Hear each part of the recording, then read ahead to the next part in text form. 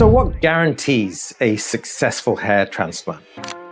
Stick around to find out what factors create a successful hair transplant.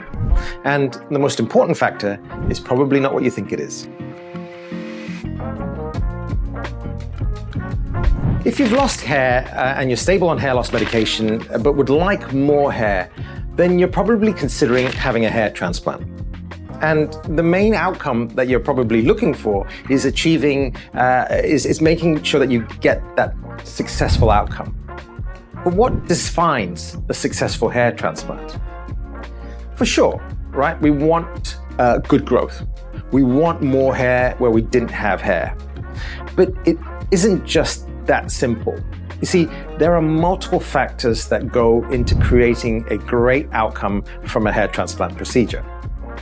Firstly, technical skill is a must, for sure. You want a team, and I do mean a team, because hair transplant isn't a one-person job.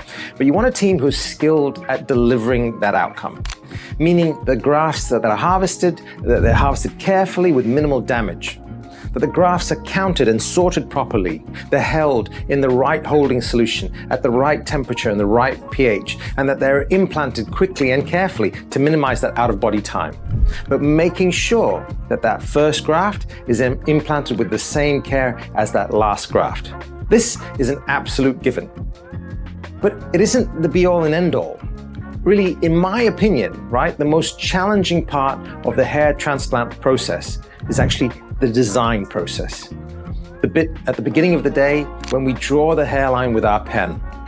See, that creates the roadmap upon which the rest of the day is actually built. So the design aspect is critical. You see, we need to design a hairline that, yes, you're happy with, that's for sure. You have to be happy with the hairline. But secondly, that hairline has to exist in nature. It has to look natural. So no flat lines, no right angles. Avoid bringing the hairline too low so that it just looks fake.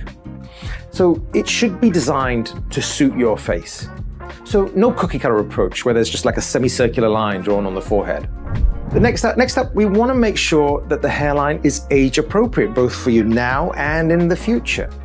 See, remember, the hairline that we create for you now is the hairline that you will have for the rest of your life. So we have to make sure that the line is, in quotes, future-proofed, that it looks good for you now and in 20, 30, 40 years' time.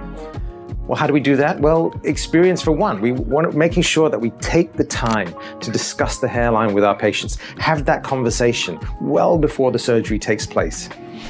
It's absolutely critical, and it's a thing that a lot of clinics miss out on. Then there's the implementation of that design. We need to make sure that the distribution of the hairs or the grafts looks natural, no rows of hairs. Making sure that the softer hairs are at the front of the hairline and the thicker grafts are behind. And lastly, but equally importantly, and this is a real passion for me, but it's about respecting the donor area. You see, we have to plan out how and where in the donor area we're going to harvest from.